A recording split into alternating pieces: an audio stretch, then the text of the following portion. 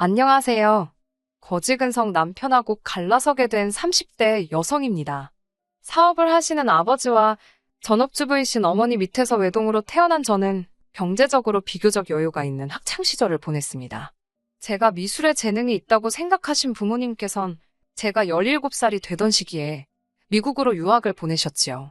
그렇게 미국에서 고등학교와 대학교를 마치고 한국으로 돌아오게 되었습니다. 한국에 들어온 지 반년 만에 패션 회사에 들어갔어요. 이제 망해서 없어진 회사니까 솔직하게 털어놓아도 되겠지요? 일은 어찌나 많고 월급은 얼마나 짜던지. 그리고 야근은 뭐 말할 것도 없었고요. 그래도 첫 직장이었던 만큼 열과 성을 다해서 열심히 일했습니다. 지금 생각해보면 말 그대로 제 자신을 갈아 넣었던 것 같아요. 그래서였을까요? 2년쯤 되어가던 무렵에는 처음 입사했을 때보다 체중이 5kg도 넘게 줄어있더라고요. 머리엔 원형 탈모도 오고 나이에 맞지 않게 손가락도 마디마디 쑤시고 골병 든다는 게 딱 이런 거구나 싶었습니다. 말이 나왔으니 말인데 교통편은 또 얼마나 지옥이었는지 모릅니다. 거리상으론 20분 정도 걸리는 멀지 않은 곳에 회사가 있었는데 대중교통으론 1시간이 넘게 걸렸어요. 그렇다 보니 회사에 도착할 무렵이면 이미 진이 다 빠져있는 지경이었습니다. 하루는 제가 얼마나 힘들었던 건지 퇴근 후 집에 도착해 현관에 들어서는데 다리가 풀려버리더라고요. 앞으로 고꾸라지면서 턱을 바닥에 찧어가지고 응급실에 갔다 왔네요. 그 모습을 본 아버지께서 크게 충격을 받으셨는지 차를 사주셨습니다. 아버지께서 차를 사주셨다는 것과는 별개로 제 자신의 체력을 키워야겠다는 생각이 들더라고요. 그렇게 회사 생활 3년 끝자락에 등산을 시작했습니다. 제 나이 때 회원이 많이 가입되어 있다는 모임에 들어가게 되었어요. 아침 일찍 만나 산만 다녀오는 모임이었으니 낯을 많이 가리고 술도 잘 못하는 저에겐 딱이다 싶었네요. 그리고 그 모임에서 남편과 처음 만나게 되었습니다. 북한산에 오르기로 했던 날이었어요. 북한산은 대부분의 회원들이 호불호 없이 좋아하는 산이라 분명 많은 사람이 올 거라고 예상했지요. 그런데 그날은 이상하리만치 아무도 오질 않았더라고요. 평소처럼 아침 7시 반 등산로 입구에 도착했는데 남편만 있었거든요. 남편은 혼자 산을 올라야 하나 어째야 하나 고민 중이었다며 저를 몹시 반가워했어요. 이전까지 인사만 몇 번 주고받던 사람이 너무 좋아하니까 좀 당황스러웠지만요. 아무튼 일단 인사를 주고받곤 얼떨결에 남편과 둘이 산을 오르게 되었습니다. 산에 오르는 데는 남편 쪽에서 자꾸 이런저런 말을 걸어오더라고요. 그리고 어쩌다 보니 그날 저희는 같이 점심까지 먹고 나서야 헤어졌습니다. 이후로 저희는 따로 연락을 주고 받기 시작했어요. 남편은 저보다 3살이 많았고 학원에서 고등학생들을 상대로 수학을 가르치고 있다고 했습니다. 그 무렵 저는 직장 생활에 너무 지쳐 있었고 차라리 영어를 가르칠까 그런 생각도 하고 있었거든요. 아무래도 그렇다 보니 제가 남편에게 여러 가지 질문도 하게 되었고 두어 달쯤 지났을 무렵에는 연인 사이가 되어 있더라고요. 사귀고 얼마 되지 않아서 결혼을 전제로 만나고 싶다는 남편의 의견이 있었습니다. 진지하게 저란 사람을 알아가고 싶다는 게 이유였어요. 저 역시 그런 마인드가 좋다고 생각해서 그러자 했습니다. 그런데 세뇌가 무섭긴 하더라고요. 사귄 지 1년 만에 남편에게 프로포즈를 받았을 때 당연하다는 듯이 그러자 했거든요. 결혼 전제 만남이었으니 고민해봐야 한다는 그 생각 자체를 못했달까요? 하지만 결혼 준비를 시작하면서 저는 크게 충격을 받을 수밖에 없었습니다. 사귀는 동안 걸핏하면 자기처럼 생활력 있는 남자가 없다고 그랬어요. 가끔 제가 좋은 옷이라도 사 입으면 그렇게 쓸데없는데 돈을 써서 미래를 어떻게 준비하냐며 면박을 주던 사람이었고요. 돈에 있어서는 전문가고 박사가 따로 없더니만 막상 서로 얼마나 모아놨는지 오픈하자고 하니까 이리저리 핑계만 대고 알려주지를 않는 거예요. 결국엔 제가 그런 것도 오픈 못하는 사람이랑 무슨 믿음이 있어서 결혼을 하겠냐고 판업자고 했습니다. 그제서야 남편이 들릴 듯 말 듯한 목소리로 2,500만 원이 전부라고 하더라고요. 속물이라고 욕하실 수도 있겠지만 그 금액을 듣곤 정말이지 어이가 없어서 2,500만 원이 작은 돈은 아니지만 남편은 사회생활을 한 지 8년 차였어요. 자기 입으로 맨날 자기처럼 아껴 써봐라. 미래를 위해 오늘을 참는 거다. 그러던 사람이에요. 그런데 3천도 아니고 2,500이라니. 제가 남편보다 낫다고 우스대자는 건 아니지만 직장생활 6년 차인 저도 7천을 모아둔 상태였습니다. 게다가 솔직히 털어놓을게요. 사실 요새 반반 결혼이다 뭐다 많지만 저는 가능하면 양쪽 부모님께 도움을 받고 싶었어요. 조금은 여유 있게 시작할 수 있으면 좋겠다 생각했지요. 실제로 친정 부모님께서 어느 정도 도움을 주시리란 기대와 확신이 있기도 했고요. 하지만 이어지는 남편의 이야기를 들으니 답이 안 나오대요. 결국 실망스러운 마음을 숨기지 못한 제가 남편에게 돈 벌어 그동안 다 어디다 쓴 거냐고 따져 물었습니다. 그러자 남편은 조금 머뭇거리는 눈치더니 아버님 빚을 갚아드리는데 보태드렸다고 하더라고요. 생각지도 못한 남편의 대답에 잠시 전 할 말을 잃었어요. 남편이 덧붙이기를 아버님께서 작년 초 가족들과는 상의도 없이 작은아버님께 2천만 원이라는 큰 돈을 빌려 주식을 하셨답니다.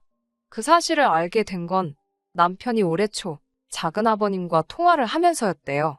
아버님께선 집주인이 전세금을 올려달라는데 그 돈이 없어 쫓겨나게 생겼다며 작은아버님께 우는 소리를 하시더랍니다. 가족들 볼 면목이 없다며 어찌나 아버님이 서럽게 우시던지 보다 못한 작은아버님께서 당신 딸 결혼 자금을 끌어다 돈을 빌려주셨던 거고요. 하지만 올해 초 작은어머님께서 이 사실을 알게 되셨고 그쪽 집안이 온통 쑥대밭이 되었답니다. 작은어머님께서 당장 돈 못 받아오면 이혼하겠다 으름장을 두시곤 집을 나가셨다나요? 그 집 사정이야 지금 이야기할 건 못 되는 것 같고. 아무튼 결국 작은아버님께서 남편에게 너라도 네 아버지가 빌려간 돈을 갚으라며 연락을 해오셨다는데 그때만 해도 남편은 아무것도 모르고 있었다네요. 이게 다 무슨 소리냐고 아버님께 따지니 그 돈으로 주식을 하셨다며 당신 배를 째든지 마음대로 하라더랍니다. 시쳇말로 다 꼬르셨던 거지요. 그래서 어쩔 수 없이 자기가 갚아드렸다나요? 사연을 전부 듣고 나니 남편 신세도 참 처량하다 싶고 불쌍하더라고요. 그때는 그래도 사랑에 눈이 멀어 내가 여유가 있어서 다행이다. 그런 생각만 들었어요. 하지만 지금 돌이켜 생각해보니 사연 없는 집이 어디 있나요? 안 됐지만 당신은 결혼할 준비가 안 된 것 같다 하고 헤어졌어야 하는데 남편 돈 3천, 제 돈 7천, 합이 1억이었습니다. 친정 부모님께서도 1억을 보태주신다 하셨는데 그래도 2억이 큰 돈은 맞지만 그 돈으로 식부터 시작해서 모든 걸 해결하려니 솔직히 쉽지 않겠다 싶었습니다. 그러다 친정 부모님 댁에 들어가 살면 안 되겠냐고 제가 먼저 물어봤어요. 친정 부모님께선 서울에서 차로 30분 정도 떨어진 경기도에서 2층 집을 지어 살고 계셨거든요. 집은 아버지의 사업장과도 멀지 않았고요. 이참에 아버지 회사로 이직해버릴까 싶기도 했고 남편이 처가살이가 싫다길래 그럼 당신이 이 예산으로 식장부터 한번 다 알아와 보라고 했더니 잠잠해지더군요. 친정 부모님께선 저희 좋을 대로 하라고 하셨고 그렇게 저희는 신혼살림을 친정 2층에 차리게 되었습니다. 친정에 들어가 살게 되었으니 친정 부모님이 주신 1억은 받을 필요가 없겠다 싶더라고요. 그래서 남편에게 친정아버지께 돌려드리겠다고 했어요. 생각해보면 이때부터 저희 사이가 틀어지기 시작했던 것 같아요. 남편이 그 돈을 왜 돌려드리냐며 엄연히 우리 쓰라고 주신 돈인데 이제 공동재산 아니냐길래 말 같지도 않은 소리 하지 말라고 했습니다. 집구하는데 보태라고 주신 돈이지 당신이나 나 용돈하라고 주신 거 아니라고요. 그러자 남편도 더 말은 안 했지만 전 속으로 남편이 저런 식으로 생각을 한다는 그 사실 자체가 놀랍고 황당했어요. 그뿐만이 아니었습니다. 결혼식을 올린 후 친정으로 들어와 살게 되면서 저는 다니던 회사를 관뒀어요. 거기엔 여러 가지 이유가 있었는데요. 일단 제가 다니던 회사는 직원들 사이에서도 이제 이 회사도 곧 망하네 어쩌네 소리가 돌기 시작했을 만큼 회사 내부 사정이 좋지 않았습니다. 게다가 그 때문인지 월급을 삭감한다고 하더라고요. 반면에 아버지 사업은 전에 없이 잘 되고 있었지요. 아버지께선 쓸데없이 시간 낭비하지 말고 당신 밑으로 들어와 얌전히 일이나 배우다 물려받으라 하셨고 전 아버지의 말씀을 따르기로 했습니다. 그런데 남편은 어떻게 아버님은 저만 생각하시냐며 사위도 회사 생활 하느라 고생하는 건 안 보이시나 보다고 서운하답니다. 제가 남편에게 애들 가르치는 것과 아버지가 하시는 사업은 완전히 다른 거라고 해도 도통 들어먹을 생각을 안 하더라고요. 그러면서 남편은 어차피 제가 아버지 사업을 물려받으면 결국 자기가 저를 도와야 할 날이 오지 않겠냐며 자기도 저희 아버지 회사에서 일하게 해달라고 집요하게 저를 졸랐습니다. 하지만 인사권이 저한테 있는 것도 아니고 소용없는 짓이라고 딱 잘랐어요. 그러자 이 겁대가리도 없는 인간이 장인어른 무서운지 모르고 직접 저희 아버지를 찾아가 자기도 아버님 회사에 꽂아달라 그랬답니다. 언젠가 제가 물려받으면 자기가 옆에서 잘 돕겠다면서요. 하지만 저희 아버지께선 단칼에 그 제안을 거절하셨지요. 부부가 같이 사업해서 좋을 것 없다고 각자가 잘하는 걸 하는 게 제일이라면서요. 친정아버지한테 까인 남편을 보고 있자니 좀 불쌍하긴 하대요. 그리고는 아침마다 출근하면서 너는 좋겠다고 까는 상사도 없고 교통지옥에 치이지도 않고 어찌나 앓는 소리를 해대던지요. 도대체 어쩌라는 거냐고 저도 지쳐서 따져 물었더니 제 차 좀 빌려달랍니다. 내키지는 않았지만 이것도 안 된다고 하면 생난리를 치겠다 싶어서 키를 건네주었어요. 그런데 이게 또 화근이었네요. 그날 이후로 남편은 매일같이 제 차를 끌고 출퇴근을 해댔습니다. 심지어 친구를 만날 때도 끌고 나가더라고요. 안 되겠다 싶어서 차 키를 다시 뺏었어요. 그리고는 경차를 한 대 사주겠다 했지요. 경차를 사주겠다 한 이유는 단순했습니다. 출퇴근용으로 저희가 가진 예산 안에서 해결하려고 하려면 경차가 적당했거든요. 그러자 남편이 저더러 넌 외제차 타면서 난 경차 타라는 거냐고 말도 안 된답니다. 자기가 남잔데 그래도 가오가 있지. 자기도 외제차를 사달라대요. 나는 아버지가 사주신 거라고 내가 왜 당신 외제차를 사주냐고 하니까. 그러자 그럼 제 차를 자기한테 주고 저더러 경차를 타고 다니래요. 제가 싫다니까 또 한다는 소리가 그럼 저희 아버지한테 가서 자기 차도 사주시면 안 되냐고 물어봐 달랍니다. 장인어른 때문에 자기는 아침마다 버스 타고 출퇴근해야 되는데 미안해서라도 한 대 사주시지 않겠냐고요. 듣고 있는데 진짜 이 인간이 미쳤나 싶어서 너무 화가 났어요. 결국 제가 그러면 당신도 당신 아버지한테 사달라고 하라고 쏴붙였습니다. 그러자 남편은 자기 아버지 돈 없는 거 뻔히 알면서 저런다고 저더러 못돼 처먹었답니다. 그렇게 남편의 뻔뻔함에 점점 치가 떨리던 와중 도무지 안 되겠구나, 이 인간은 글러먹었구나, 갈라서야겠다 싶은 일이 벌어졌어요. 결혼한 지 1년이 좀 넘었을 때였어요. 친정부모님께서 저희에게 하실 이야기가 있다며 내려오라고 하셨습니다. 1층 거실로 내려가니 친정아버지께서 들어와 사느라고 고생이 많다고 그러시는 거예요. 저는 들어와 사는 정도가 아니라 얹혀 사는 거라고 웃으며 대답을 했어요. 하지만 남편은 기다렸다는 듯이 맞다고 어른들 모시고 사는 게 정말이지 쉬운 일이 아니라며 아주 무슨 거드름을 피며 대답을 하더라고요. 어이가 없어서 생활비도 한 푼 안 내고 살고 있었는데 뭘 모시고 산다는 건지. 하지만 이 무렵 이미 남편의 뻔뻔함에 질릴 대로 질려있던 터라 걸고 넘어지기도 싫었습니다. 너는 짓거려라. 나는 안 듣는다라는 심정으로 들은 척도 안 하고 있었네요. 친정아버지께선 그런 저를 바라보시며 너희 사이도 요새 안 좋은 것 같고 젊은 부부끼리 알콩달콩 살아봐야 하는데 그걸 못해서 그런가 싶다며 제 앞으로 무슨 서류 하나를 내미셨습니다. 아파트 등기부등본이더라고요. 친정아버지 말씀이 원래 세를 주고 있던 아파트가 하나 있었는데 마침 그 집도 이사를 간다고 해서 그 아파트 명의를 제 명의로 돌려주시려고 한답니다. 그 집에 가서 둘이 한번 재미지게 살아보라고요.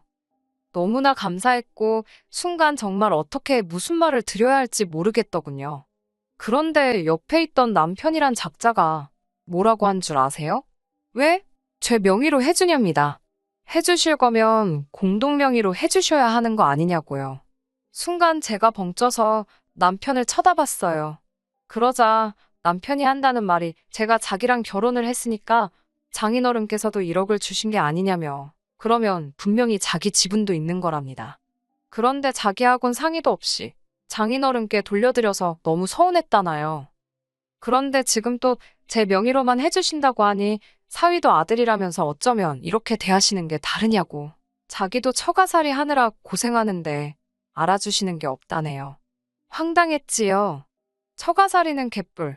저희 친정어머니가 삼시세끼 다 챙겨주셨지요. 생활비도 안 받으셨고요.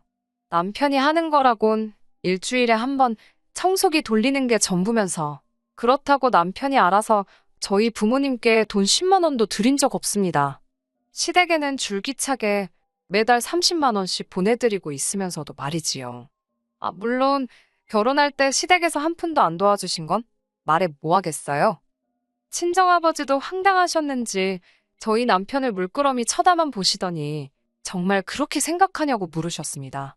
남편은 그렇다고 자기랑 제가 결혼을 해서 저희 잘 살라고 해주시는 거면 기왕 해주시는 거 공동명의로 해달랍니다. 그 말을 들은 친정아버지께선 정말 깊은 한숨을 내쉬셨는데 제가 어이가 없어서 생각할 것도 없다고 이혼한다고 그랬습니다. 그 아파트 저한테 주지 마시라고 다 필요 없다고요. 그리고는 남편에게 나는 이 집에서 천년만년 살아도 하나도 불편하지 않다고 불편하면 당신이나 나가 살라고 그랬습니다. 그러자 남편이 저더러 지금 말 다 했냐며 후회 안 하냐입니다. 어이가 없어서 너 같으면 후회하겠냐고 걸핏하면 내 친정에서 돈 빼먹을 궁리만 하는 너란 인간하고 하루라도 더 살게 되면 그게 진짜 후회할 일이겠다고 소리를 질렀어요. 그러자 친정 어머니께선 둘 다 지금 어른들 앞에서 뭐하는 짓이냐고 그만하라셨지만 제 분이 도통 사그라들지를 않더군요. 그렇게 저희는 일단 2층으로 올라왔습니다.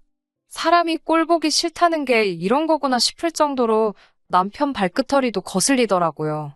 저는 남편에게 진지하게 하는 말이라고 이혼하자고 했습니다. 도대체 내가 왜 이런 스트레스까지 받아가면서 네 그지근성을 받아줘야 하는지 모르겠다고 싸붙였어요. 그러자 그 인간이 뭘 했는 줄 아세요?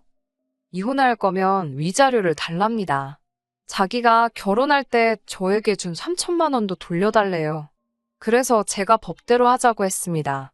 제가 법은 잘 몰랐지만 제가 진다는 건 말도 안 된다 싶었기에 그냥 내질렀네요. 하지만 며칠 뒤 남편이 웬일로 꽃다발을 사와서는 그동안 자기가 너무 심했던 것 같다며 미안하답니다. 무슨 개수작인가 싶어 남편이 잠든 그날 밤 남편 바지 뒷주머니를 살펴봤어요. 예전부터 그런데 영수증이고 뭐고 다 쑤셔넣는 사람이거든요. 그리고 거기서 변호사 명함을 찾았습니다. 그럼 그렇지. 변호사랑 뭔 얘기를 해도 했다는 생각이 들었고 나를 가지고 놀려 했다는 생각에 한마디로 가소롭더라고요. 이튿날 그동안 아무 일도 없었다는 듯이 나오는 남편에게 합의로 할 건지 소송으로 갈 건지 물었습니다. 그러자 역시 집어넣게 못 준다고 또 부르르 승질 부리더라고요.